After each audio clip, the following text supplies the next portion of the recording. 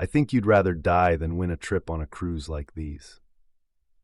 So this video is one story short, but the scares are still very much there. I've never personally been on a cruise, but maybe I'm just lucky. Things can happen when you're out there on the water away from civilization. The massive ship could sink, it could be raided by pirates or thieves, or of all things, it could be haunted. So you can grab that life jacket, but it probably won't do you any good. Enjoy these allegedly true cruise ship horror stories. I'm 16 years old, 5'2", and a little chubby. I've got brown hair, blue eyes, nothing special in any way, shape, or form. At least that's what I think. Last November, my parents decided that we'd go on a cruise instead of staying at home with family. They wanted a break, and I could understand that and what they meant by it, so it wasn't a big deal to me. The only concern I had about the entire ordeal was that I can't swim, and I was afraid of a repeat of the Titanic. Still we went, going with my dad's friend and his family too. Now I hardly knew this man and his kids, but they were the only people I knew on the entire boat, and it's a little hard for me to quickly make friends, so I was stuck with the son who was around my age. Let's call him John. My dad and John's dad bought multiple walkie-talkies for all of us. That way it'd be easy and fun to contact each other since apparently our phones wouldn't be working out on the water. This will be important later. John and I were not similar at all. He was quiet all the time, and I loved to joke around with people I knew, so it was quite awkward. This wasn't a problem for too long, though, as there were age-based clubs all over the ship, and we were both put into the club's 14s for those that were 14-17. On the first day, I awkwardly sat by John, and we occasionally talked to another guy who happened to sit beside us. This didn't work for too long, and soon John moved and was accepted into another group of people, and now I was on my own. I wasn't able to sit by myself, of course. Being alone is apparently not allowed. Our counselor, his name was Josh, noticed this, so he introduced me to a group of girls. Within 5 minutes, 3 of them became my friends. A few days later, I met a guy. He reminded me of someone back home I knew, and turns out this guy was also from where we lived. Small world, right? We got along rather well, and eventually I was hanging out with him a lot. One night, we were just walking around the ship, and we went to the top deck and sat on the balcony area. We had a clear view of the back of the ship and all the stars in the sky. At the time, it was very beautiful, but now, looking back on it, it's creepy. We got into the topic of foreign languages, and for some reason he was trying to teach me things in Spanish, since at one point I told him I knew a little bit. He said something in Spanish, I don't remember the exact line, but I knew the translation. Your eyes shine brighter than all the stars in the sky tonight. When he said the English version slowly to me, it was very creepy, but I didn't think nothing of it at the time, really, but I wish I had.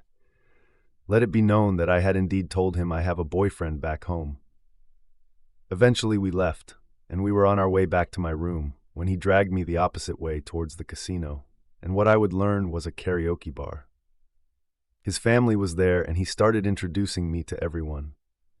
I'm not sure exactly why. He did it in English and in Spanish, and I didn't understand everything that was being said, but it both confused and creeped me out even more. I was just tired. I wanted to go to bed.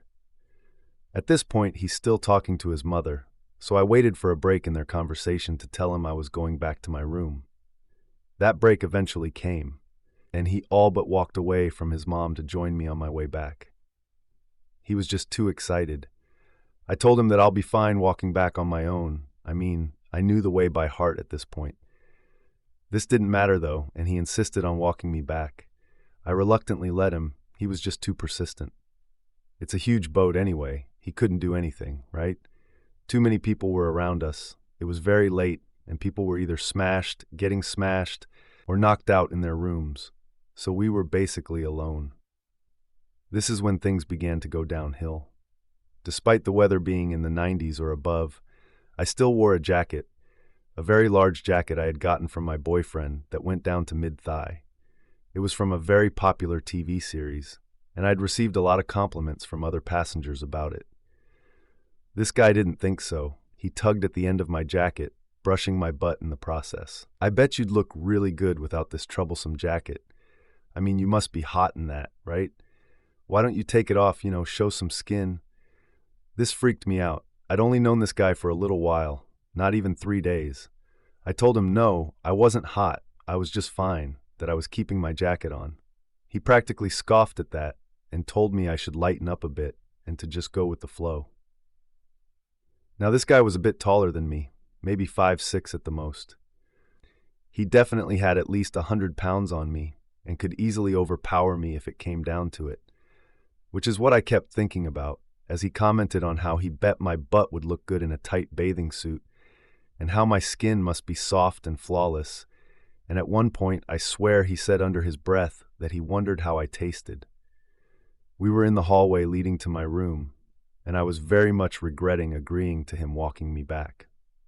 My radio went off, and my dad was asking where I was as he was going back to the room with everyone else. Quickly I pulled the walkie-talkie out of my pocket and told him how close I was to our room. I included the fact that a male friend was walking me back to the room, and my dad, being him, replied telling me that my male friend better be gone really fast. I turned to the creepy guy and told him what I knew he had just heard, so I bolted to my room, leaving him behind, almost slamming the door behind me. I would have loved for this to be the end, and for everything to have stopped so that I could enjoy my vacation, to enjoy the rest of the cruise. But no, it never works like that, does it? And while on the cruise I got sick. I'm not really good with sudden heat changes like that. We went from a chilly November feeling to practically in the middle of July. I was stuck in bed often, and one night my parents wanted to go eat dinner at the fancy restaurant on the cruise. I didn't really care, but my 8-year-old brother did not want to go, so he stayed with sick old me. We spent a good bit of our time just watching Scooby-Doo reruns, until he told me that he was now hungry, apparently. I got out of bed and ordered some room service meals for the both of us. At the time, I definitely was not hungry, but I got some food anyway. After all, my brother could have what I didn't eat. I used the walkie-talkie and updated my dad that we were about to eat. He didn't reply, so I assumed he didn't hear it, or he himself was eating, so I went back to our cartoons as we waited. Maybe 5 minutes later, there was a knock on our door. I thought it was far too early for our food to be done, but I grabbed a few dollars and went to the door. Lo and behold, it was the creepy dude from earlier on the cruise. He was smiling and holding up a walkie-talkie of his own. He then began to explain that everyone in our age club was missing me and wanted to know if I'd come back for the end of the cruise festivities. I never really got to reply, since my brother came to the door and interrupted our conversation. My blessing of a little brother bombarded him with so many questions and distracted him long enough that I could close our door. He was upset about that, but I got him to drop the subject somehow. I think I bribed him with some toys. Eventually our actual food came, and I was not hungry after all of that. The rest of the vacation went well. I did miss the festivities due to being really sick after that encounter, but I enjoyed the beaches we visited. Even still, from a distance, I always saw him watching me. He'd have this very serious smile on his face. It's almost like he had something planned in those eyes. But I did have one more encounter with him in the very end. Everyone was waiting in the self-serve place of the dining area, waiting to get off the ship to go home. I'd gone to get juice and a piece of toast when I suddenly felt someone filling up my thigh from behind. Then I heard a whisper in my ear, a whisper that I recognized. "You'd look really good without this. I'd do almost anything to just eat you up." The creepy dude was standing behind me, grinning from ear to ear. I was so shocked that I couldn't say anything as he walked away, waving at me. I don't know if he meant my actual thigh, or if he meant my jacket that he seemed to have a problem with me wearing. That didn't matter, though. I stumbled back to my table where my parents and brother were. When I sat down, my dad asked if that was one of my friends, and all I could say was no. I don't think they saw exactly how he touched me, otherwise they'd all be pretty angry. Later on, after we left the cruise, I finally learned how he got that walkie-talkie, because one of my family members was missing theirs. I'd always assumed that he had just gotten his own. I mean, plenty of people aboard this ship had brought their own, and every so often we'd have someone stumble upon our frequency, but I should have known he'd do something like that. I never would have guessed that he lifted that walkie-talkie off of my family, just so he could listen in on what I said. I wish I could say that I told him off, that I felt some sort of, well, anything. But after all of that, I felt barely any red flags, anything towards this person. And he creeped on me and was so inappropriate that it made my skin crawl. I'm sure I left out a few details here and there, and this story may not even sound creepy to other people, but it was horrifying for me. I probably let him get away with too much, but I'm not a confrontational person. At the very least, though, I wish I had told somebody. Well, I guess I am now. When I was 18, around 2006, my girlfriend and I decided to take a cruise to celebrate becoming adults. The type of cruise we chose to take had tons of alcohol and food, and of course, plenty of cute guys. One night, I couldn't sleep. My friend had passed out cold, and I, for the life of me, just couldn't drift off to sleep. I decided to go out to the deck and have a cigarette, and to take a walk, hopefully to tire myself out. I found some headphones and cigarettes and a lighter. Then I left the room quietly yet quickly. The halls on the cruise were deserted, which didn't surprise me as it was around 3 a.m. So I put my headphones in and blasted my favorite band at the time, Marianas Trench, and I walked down the hall toward the upper deck. All the while, I had this eerie feeling, so I turned to look behind me because I could have swore that someone was watching me.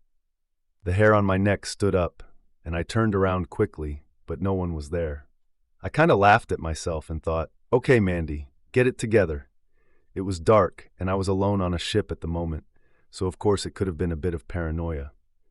I walked up to the deck that was also deserted, and so I found a spot on a bench closer to the front of the ship, and I sat down. I lit my cigarette and stared out into the ocean. As I smoked on my cancer stick for a few minutes, focusing on the reflection of the moon on the water, suddenly I felt someone sit down beside me. I was startled, to be honest. I looked over instinctively to see who was there. It was a man. He seemed to be about 40 years old, and he was sitting next to me. I didn't want to talk to this stranger, so I just looked back in the water, trying my best to mind my own business. Then suddenly this guy yanked out one of my earbuds. I looked at him, surprised and annoyed, and said, "What are you doing?" He was staring into my eyes. Then he said to me in a low and creepy voice, "You are pretty." My eyebrows went lopsided, and I replied, "Yeah, thank you. I don't think I'd ever felt so awkward." I continued, "Are you here alone?" He scooted a little bit closer and said no. I was definitely beyond nervous at this point. Then he asked me a question. "Who are you with your boyfriend?" he asked. I looked back at him, and my gut told me to lie, so I said, "Yeah, he's sleeping." He gave me this wide, creepy grin that went to one side of his face. "Pretty girl like you. If you were my girlfriend, I'd be making these waves rock." He laughed at his own perverse joke, and I looked back at him, horrified. "My name's Muhammad," he told me. Clenching closer once more, I was quickly running out of room between us. I didn't respond. Instead, I put my earbud back in, hoping that he'd get the hint, and then I continued to puff on my cigarette. Only a second later, he yanked out my earbud again, and this both scared and pissed me off. I stood up quickly. "Do you like wine?" he asked. "I have wine in my room. You should join me for a glass." At this point, I was completely weirded out. "No, I don't drink wine, and I don't know you. Please leave me alone," I told him sternly, so angry. "You need someone to clear that up for you," he said to me with a chuckle. I began to turn and walk away, trying to escape back to my room. But I got about only 3 steps away when he grabbed my left wrist and stopped me where I stood. Before I could say anything else, he pulled me over to him and held me in a huge hug, and I kid you not, I felt the bulge on his pants against my leg. "You smell so good," he said in my ear. Violently, without holding back now, I pulled myself away from him while screaming, "Get away from me!" I was able to get far enough away from the man that I could run quickly inside. A security guard must have heard me scream, because as I reached the door to get back inside the ship, the guard stopped me. At this point, my face was covered in tears, and I was terrified. He asked me if I was okay. I managed to choke out what had happened. and he told me to stay inside as he rushed outside to deal with this psycho. A few minutes later, he came back inside. He told me that there was no man on the deck, that whoever it was may have gone back to his room. He had me fill out a report. He asked me to be as detailed as possible with my description of the attacker, and then finally, he escorted me back to my room. I cried the rest of the night. The next morning, I told my friend about what had happened, and she made me agree to not go out on the deck alone, and she didn't have to tell me twice. The rest of the cruise I was on edge, but I never saw this weirdo again. The bizarre thing was that there was no Mohammed listed on the ship, and no man matching that description was ever found, at least according to the security officer who took my report. He and a few of his co-workers tried to find this man, as they didn't want him harassing any other women. They didn't know what he could be capable of. This scares me. I'm still disgusted because I can vividly remember how he smelled, how greasy he felt, and honestly, I hope he fell overboard and sank to the bottom of the ocean. I was on a cruise with my mom and 2 sisters. It went through some countries in Europe and 1 country in Africa, which is where this story takes place. All in all, it was a typical morning. Nothing strange had occurred to me yet, and the cruise was quite enjoyable.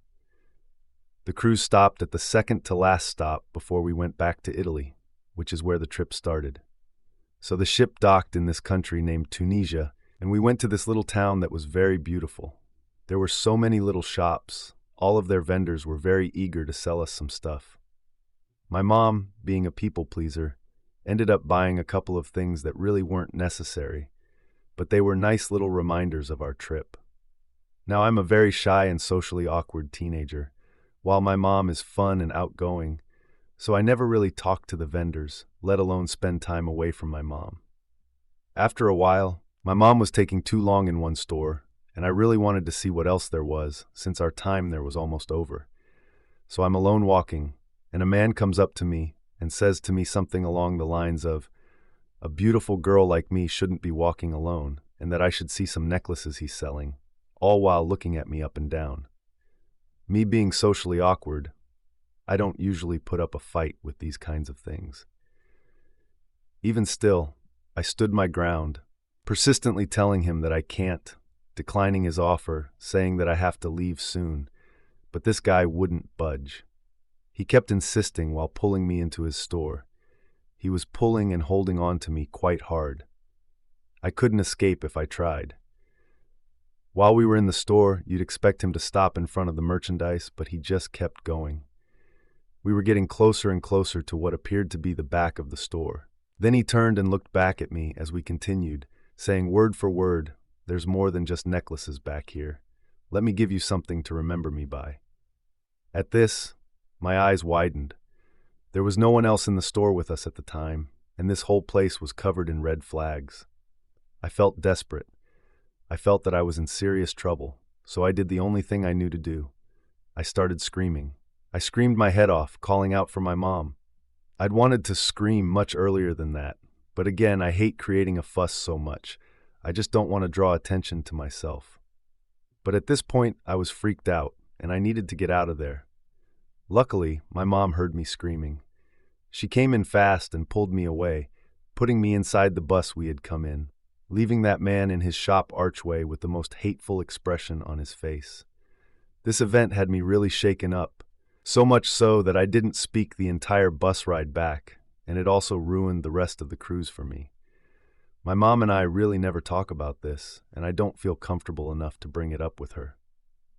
While on the bus, I was thinking about it, and part of me wanted to say that I just overreacted. I mean, the worst I'd experienced before were creepy catcalls from older men, but this was the first time someone physically dragged me somewhere. The first time someone seemed to threaten me with God knows what.